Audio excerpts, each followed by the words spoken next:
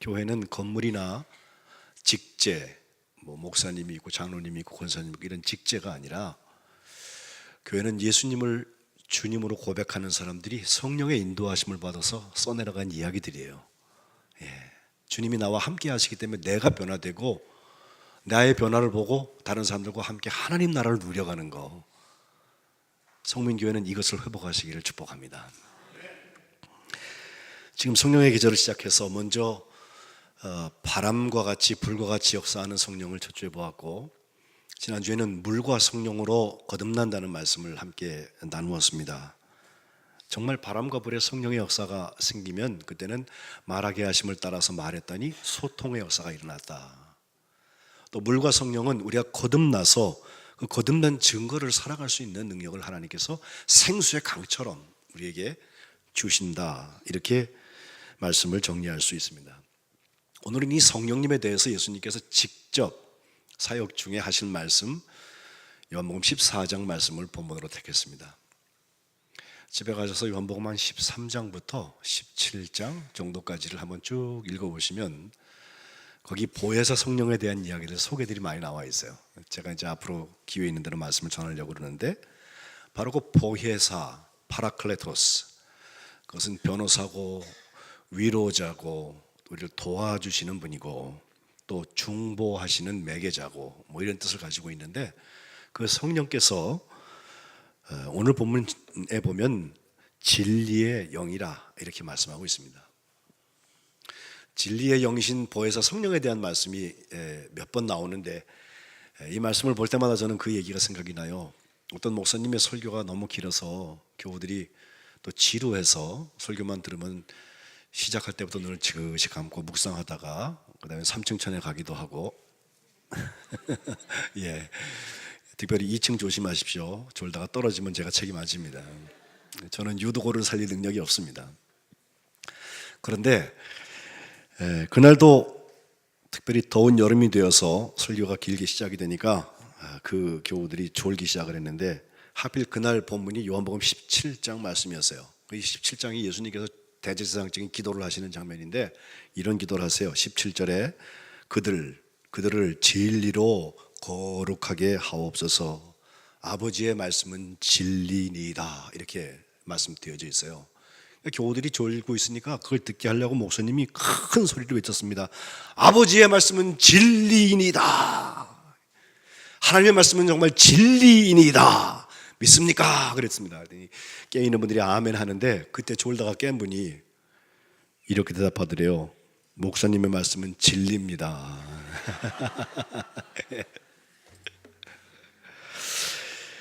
진리도록 듣는 진리에 대한 말씀인데, 제가 성령의 역사를 가만히 생각해 보면요, 우리 교우들이 실제로 성령의 역사, 진리의 영이신, 참된 영이신 성령의 역사가 기쁜가? 성령이 뭐 하신다고 그러면 내가 막 기뻐, 기대가 되고요, 너무 좋아, 이런 상태인가? 아니면 또 시끄럽겠구나, 또 씩씩거리고 통성기도 하자 그러고 방언해야 된다 그러고 이런 거 하겠구나, 이게 좀 식상한 의미를 갖고 있지는 않나. 신비한 것을 저는 사모합니다. 그러나 신비가 진리의 전부는 아닙니다. 성령께서는 때로는 대단히 상식적인 방법으로 우리에게 역사하시고, 세상보다 더 세상적인 방법으로 우리에게 역사하실 때도 있습니다. 오늘 보면 앞에 있는 말씀을 보면 요한복음 13장부터 보면, 먼저 13장 제일 처음에는 예수님께서 제자들의 발을 씻겨주시는 이야기가 나와요. 그러면서 내가 선생이 되어서 너희의 발을 씻었으니 너희가 서로 발 씻고 섬기라는 거예요.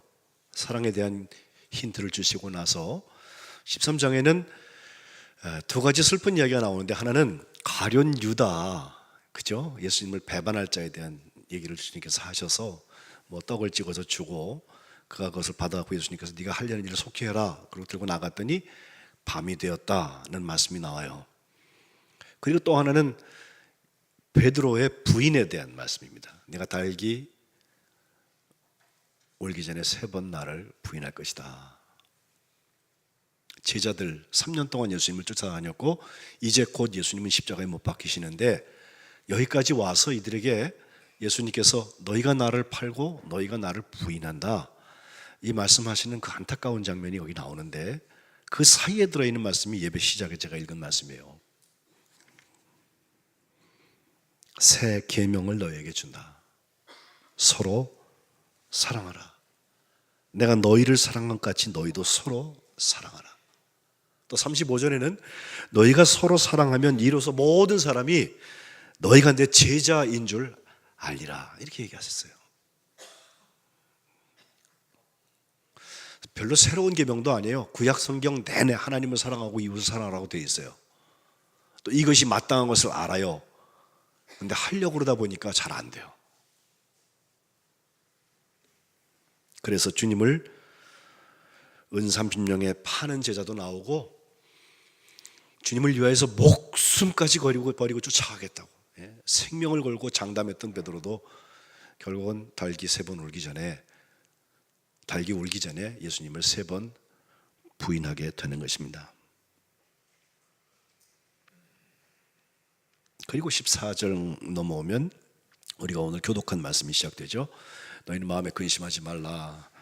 하나님을 믿으니 또 나를 믿으라 하시면서 그 다음에 주님께서 화두로 주신 것은 거처입니다. 거처, 토포스. 어디냐? 장소라는 뜻이에요. 주님께서 아버지 집에 거할 곳이 많아서 그래서 내가 너희를 위해서 거처를 예비하러 간다. 또 거처를 예비하면 내가 다시 와서 너희를 내게로 영접해서 나 있는 곳에 너희도 같이 있게 하겠다. 이렇게 말씀하세요. 근데 4절에 보면 끝에 내가 어디로 가는지 그 길을 너희가 안다라고 말씀하니까 도마가 먼저 묻는 거죠. 주님, 주께서 어디로 가시는지 우리가 알지 못합니다. 그 길을 또 어떻게 알겠습니까? 라고 물으니까 주님께서 우리가 잘 외우는 그 6절 말씀, 내가 곧 길이요 진리요 생명이니 나로 말미암지 않고는 아버지께로 올 자가 없다 이렇게 말씀하십니다. 7절도 잘 읽어야 돼요. 7절에 너희가 나를 알았더라면 내 아버지도 알았으리로다. 이제부터 너희가 아버지 그를 알았고 또 보았다라고 말씀하세요. 그러고 나니까 이제 이번엔 빌립이 나서서 그러면 주님 아버지를 우리에게 보여주세요. 그러면 참 만족하겠습니다 라고 말하니까 주님께서 답답하세요. 내가 이렇게 너희와 오래 함께 있었는데 네가 나를 모르냐. 나를 본 자는 아버지를 보았거늘 어찌하여서 아버지를 내게 보여달라고 하냐. 내가 아버지 안에 거하고 아버지는 내 안에 계신 건 내가 믿지 않냐. 내가 너희한테 하는 말은 내가 스스로 하는 말이 아니라 아버지께서 내 안에 계셔서 아버지의 일을 하는 것이라고 그랬어요. 예수님은 말씀하고 있는데 하나님께서 하나님의 일을 하신다. 예수님의 언어와 예수님의 하나님의 행동 그 역사가 함께 가고 있습니다. 또 11절에도 오늘 보면 바로 앞절 말씀이죠. 내가 아버지 안에 거하고 아버지께서 내 안에 계심을 믿어라. 그렇지 못하겠거든 행하는 그 일로 말미암아 나를 믿어라. 주님 초청하고 계세요. 주님은 어떤 일을 하셨나요? 이 일 때문에 오늘 본문 12절 시작하는 말씀은 내가 진실로 너에게 이르노니 하시면서 나를 믿는 자는 내가 하는 일을 그도 할 것이다. 또한 그보다 큰 일도 할 것이다. 이렇게 말씀하십니다. 이것은 예수님께서 아버지께로 가기 때문에 예수님 대신에 그 일을 하라는 말씀이기도 하고 더 큰 일도 그가 하겠다고 하신 말씀을 보아서 우리가 예수님보다 위대해지는 것이 아니라 예수님이 없는 그 자리에 뭔가 주님이 계획하고 계신 거예요. 정말 예수님의 일이 뭐예요? 교회 열심히 나오는 게 그 예수님의 일일까요? 물론 예수님의 일을 잘 하려면 교회 열심히 나와야 되겠죠. 교회에서 인정받을 만한 어떤 헌신과 어떤 기억될 만한 일들을 감당하는 거 그거 다 주의 일을 하는 거죠. 그런데 예수님께서 정말 하시려고 했던 일은 영혼을 구원하는 거예요. 죄에 눌려서 죽어가는 영혼들을 죄를 씻어주시고 용서해 주시고 하나님의 자녀를 회복시키시는 거예요. 거룩한 백성으로 구분하셔서 주님이 하고 싶은 일은 영혼을 구원하는 거예요. 교회에서 다른 사람들이 칭찬 듣는 것보다 더 소중한 것은 영혼을 구원하는 거예요. 우리 교회가 갈 길은 예수님의 일을 하는 건데 그 일은 영혼을 구원하는 거예요. 모였을 때도 영혼이 구원되고 흩어져서도 영혼이 구원되는 거예요. 그래서 보내잖아요. 갔다가 또 오잖아요. 이것을 위하여서 주님은 13절에 요구하라고 되어 있습니다. 너희가 내 이름으로 무엇을 요구하든지 내가 행하겠다. 이는 아버지로 하여금 아들로 말미암아 영광을 받으시게 하려 함이라 그랬습니다. 이 말씀만 딱 띄어서 읽으면 기도 응답 얼마나 좋아요. 예? 우리가 예수님의 이름으로 예수 이름으로 기도합니다 하면서 기도하면 무엇을 구하든지 주님이 행하신다고 그래서 이걸 잘 믿는 사람은 믿음이 좋은 사람 같죠? 예? 욕심이 많은 사람도 그걸 잘 믿습니다. 예, 잘 생각해 보세요. 그런데 정말로 영혼을 구원하는 게 예수님의 일이라는 걸 믿고 그 일을 통해서 하나님께 영광을 돌리는 목적을 가지고 얼마나 기도하세요? 우리의 기도 제목 중에서 우리 가족들 영혼 구원, 인가 기도 쭉 있더라고요. 예. 근데 뿐만 아니라 주님이 내게 붙이신 영혼들이 있거든요. 오늘 만날 그 사람. 그가 나보다 상관일 수도 있고 나보다 훨씬 나은 세상의 삶을 살 수도 있어요. 상관없습니다. 주님은 고관대적이라고 그래갖고 그 사람에게 은혜가 필요 없다 말씀하신 적 한 번도 없고 우리도 우리 교회 안에도 생활 형편이 좀 낮거나 다른 사람들의 칭찬을 받는 세상에서 부러운 삶을 사는 사람들에게도 똑같은 은혜가 필요한 거예요. 예수 이름으로 무엇을 구하든지 예수님이 행하시는 것은 결국 그 목적이 예수님 때문에 아버지께 영광이 되게 하기 위한 것입니다. 그래서 열매는 내가 따먹고 나중에 아버지 영광 받으셨죠? 그리고 빤빤하게 있을 일이 아니라 시작부터 끝까지 주의 영광을 위해서 나는 썩어져도 주님의 영광이 드러나기 위해서 함께 가는 거예요. 이거 훈련하지 않으면 기도하다가 시험 들어요. 예? 여기서 기도했는데 이루어지지 않았다고 여기는 하나님이 안 계신 게비요 이런 소리 하고 있고요. 그런 사람 저기 가봐라. 저기 있나? 저기도 없어. 정말 하나님이 계신 곳은 우리 안에 계세요. 너희가 성령이 거하시는 성전인지 알지 못하냐? 사도 바울이 얘기하는 건 바로 그 얘기예요. 그러므로 성령의 그 역사, 함께 하시는 역사가 회복된 사람들은요, 큰 소리가 나나 작은 소리가 나나 나가나 들어오나 여기 모여 있을 때나 흩어져 있을 때나 주님이 나와 함께 하셔서 내가 소원하는 그 일들, 주님께 요구하는 그 일들이 하나님께 영광이 되게 하시고 정말 영혼을 구원하시는 하나님의 일에 쓰임을 받게 하실 줄로 믿습니다. 이거 하는 동안 우리는 살아있는 사람들입니다. 그 영혼 구원은 오늘 14절에도 한 번 더 내 이름으로 무엇이든지 내게 구하면 내가 행하겠다고 하시는 주님의 말씀에 약속되어져 있고 하나님 아버지께 영광을 돌려서 아버지께서 영광을 받으시게 하기 위하여서 우리가 하는 것인데 이제 15절부터 보면 정말 귀한 말씀이 거기 나와요. 너희가 나를 사랑하면 나의 계명을 지켜라. 새 계명을 너에게 준다. 너희가 서로 사랑하라. 바로 그 얘기입니다. 내가 너희를 사랑한 것 같이 너희도 서로 사랑하라. 너희가 서로 사랑하면 그 사랑하는 모습을 보고 모든 사람이 너희가 내 제자인 줄 안다라는 것입니다. 여러분 정말 예수님이 나의 주인 되십니까? 아멘이 있어서 너무 좋아요. 정말 그렇게 사시기를 축복합니다. 그 주님을 진짜 사랑하세요? 얼마나 사랑하세요?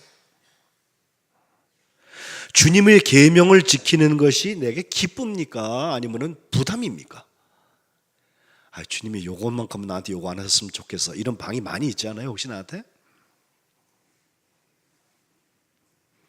우리가 세상에서도 사랑하는 사람의 말을 듣는 것은 너무 기뻐요.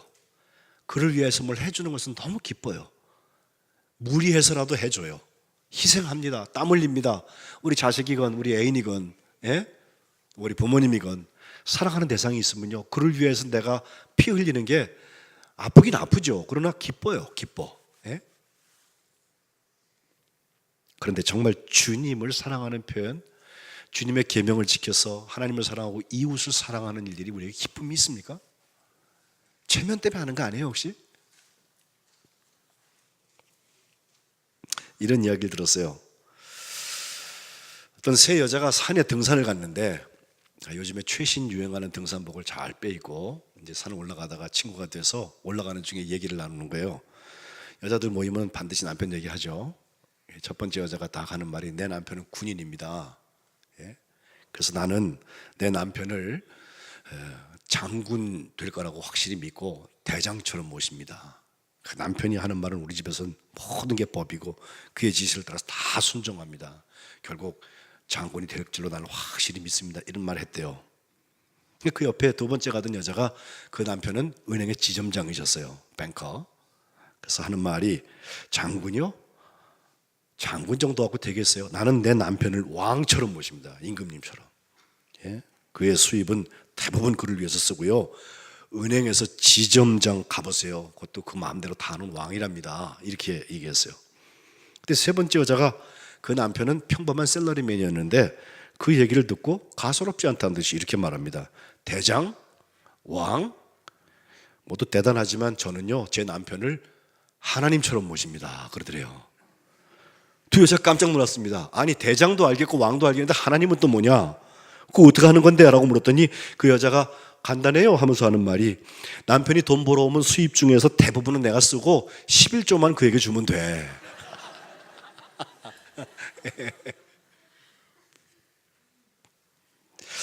정말 사랑하는 게 뭘까요?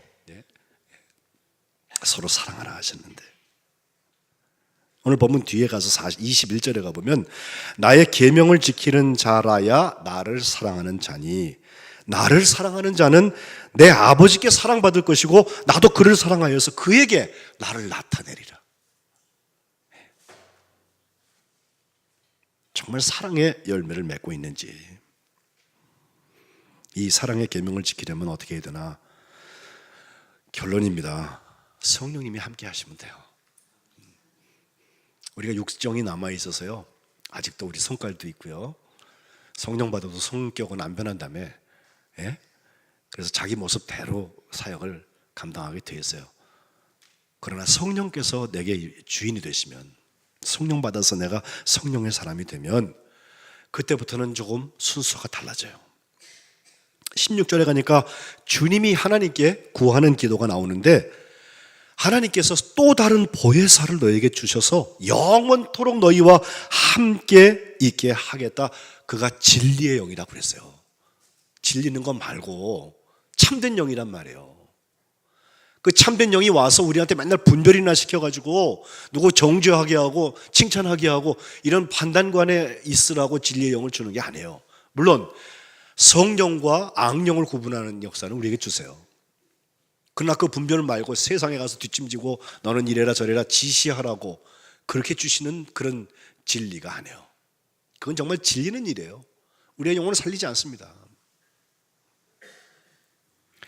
터 푸뉴마 테살레테이아스 이거 정말 진리의 영이라고 하는 것 그것은 여전히 세상의 껍데기로 치장되어 있는 나를 벗어버리고 내 한 중심에서 하나님과 이웃을 사랑하는 자리에 서게 하려고 우리를 끌고 가세요. 이전 같았으면 택도 없다 나가 안 한다 그러는데 이제는 그 인도하심을 가서 보니까 부끄럽지 않아요. 감당할 만해요. 참을 수 있어요. 진리의 영은 세상이 받을 수 없는 영입니다. 오늘 17절에 세상은 능히 그를 받지 못한다. 그를 보지도 못하고 알지도 못한다. 그러나 너희는 그를 안다. 너희는 진리의 영 대신 보혜사 성령을 안다. 그는 너희와 함께 거하시고 또 너희 속에 계시겠습니다. 주님 말씀하세요. 세상은 받지도 못하고 보지도 못하고 알지도 못하는 그 영, 그 영을 우리에게 부어주셔서 우리로 하여금 서로 사랑하게 하시는 것입니다. 실제로 성령의 역사를 가만 보면 성령의 열매를 맺는 장면, 갈라디아서 5장에 있는 말씀인데, 제가 나중에 기회 있으면 이 9가지 열매에 대한 말씀도 주를 시간을 정해서 한번 말씀을 전할게요. 근데 성령의 첫 열매가 사랑입니다. 9가지 열매 중에 첫 번째가 사랑이라고요. 다른 은사가 막 있어서 좋아요. 또 성령께서 쓰시려고 하는 특별한 시대적인 목적도 있고 방법도 있어요. 그러나 그보다 앞서야 될 것, 그보다 가장 근저에 있어야 될 것은 사랑입니다. 갈라디아서 5장 13절, 형제들아 너희가 자유를 위하여 부르심을 입었으나 그러나 그 자유로 육체의 기회를 삼지 말고 오직 사랑으로 서로 종은 노릇하란 말이에요. 새 계명을 너희에게 주노니 서로 사랑하라. 온 율법을 내 이웃 사랑하기를 내 자신같이 하라 하신 말씀에서 이루어졌나니 만일 서로 물고 먹으면 피차 멸망할까 조심하라. 이루고 연결되는 말씀이 성령의 그 바라시는 일과 또 소욕, 육체의 소욕과 성령의 그 역사를 대질시켜서 서로 대적하고 너희가 원하는 것을 하지 못하게 하는 육체의 욕심, 거기에 빠져들지 말고 성령에게 집중해라. 그분이 진리의 영이에요. 그리고 9가지 열매가 사랑, 희락 쭉 나가는데 그 모든 것 중에 제일 먼저는 사랑이라고요. 다른 성령의 열매는 적어도 여러분 우리가 감당하려고 그러다가 못 맺혀져도 조금 덜 아쉬울지 모르는데, 저는 이건 다 할 수 있어요. 누구나. 고슴도치도 지 새끼는 이쁘잖아. 그죠? 이 새 계명, 서로 사랑하는 역사에서부터 진리의 영의 역사가 있으시기를 주의 이름으로 축복합니다. 고린도전서 12장에 보면 온갖 성령의 은혜의 선물에 대한 말씀들이 나와서 방언, 예언, 병고침, 말씀 쭉 나오거든요. 근데 맨 마지막 절에 가보면요 이렇게 말씀해요. 12장 31절, 너희는 더욱 큰 은사를 사모하라. 내가 또한 가장 좋은 길을 너희에게 보이리라. 이렇게 말씀하면서 넘어가는 게 13장이에요. 고린도서 13장, 사랑 누가 말했나? 사랑장이잖아요. 그죠? 마지막 13절에 뭐라고 그래요? 그런즉 믿음, 소망, 사랑, 이 세 가지는 항상 있을 것인데 그 중에 제일은 사랑이라. 그죠? 13장 시작하는 쪽에 보면요, 내가 사람의 방언, 천사의 말 다 한다 할지라도 사랑이 없으면 나는 소리 나는 울리는 꽹과리 같단 말이죠. 내용이 다 빠진 거예요. 내가 예언하는 능이 있어서 모든 비밀도 알고 지식도 알고 또 산을 옮길 만한 모든 믿음이 있을지라도 사랑이 없으면 나는 아무것도 아닙니다.